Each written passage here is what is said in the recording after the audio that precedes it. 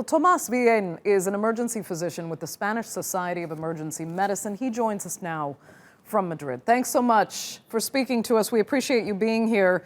12,000 health workers in Spain are now infected with this virus. I mean, that's extraordinary. Could it have been prevented?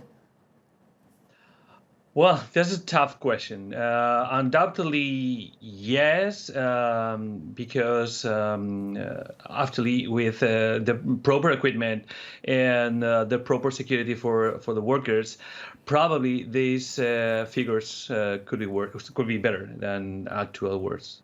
Yeah. So they really are risking everything to help their patients. Yes, it's actually our feeling every time we go to the hospital or we go to the shift. We don't know how many devices, how many equipment, or at least how is the equipment we are going to have during the shift. Yeah. And what stops you then from saying, I'm not doing this, I'm not risking my life for strangers, and because the government hasn't given us, basic supplies here. In some cases, you can't even find medical masks or surgical gloves. What stops you from saying, I won't do this anymore? I mean, we are doctors. We are taking care of people. Taking care of people which is actually more sick than us, because we feel like nothing, like doing our daily job.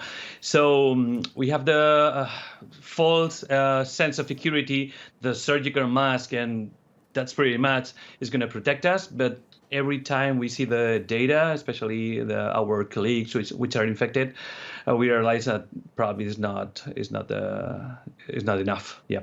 And that's why, people are calling you heroes in this war against this virus, because your life is at risk, but you do your job anyway, even for total strangers. We just want you to know we do appreciate it. I mean, so much. Globally, you are the ones saving lives in this battle. Let me ask you, though, about Spain now itself. We know the infrastructure, the healthcare infrastructure is massively stressed right now. We'd been hoping to see the cases in Spain actually peak a few days back, but the death toll just continues to rise. Are you at all hopeful now that things will improve soon? Well, that's we want to see, actually. Probably we have like 1 week and a half or almost 2 weeks with the restriction of the mobility in Spain. So we are hoping, we are from the deep hour of our heart, to decrease the number of diseases and decrease the number of sick people. But in all of this mess, the real heroes are all the people that are at home, which is the toughest part, and this is the most effective way to stop this disease.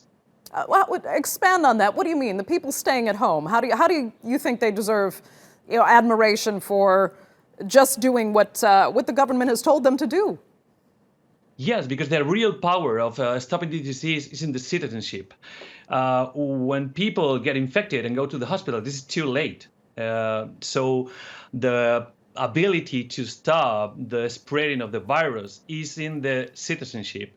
So that's why they have to stay at home as much as they can. Yep. And risk whatever economic well-being might be at stake for that. Okay, understood. Thanks really for pointing that out, because people do underestimate how important it is. I think some, when they don't feel symptoms, they don't understand why it is so important to obey lockdown orders.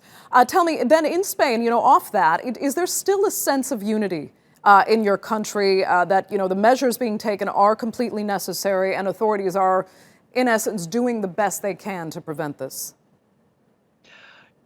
Well, my feeling is that actually, yes. Every day you see in television and media and social media, people are acting like a group.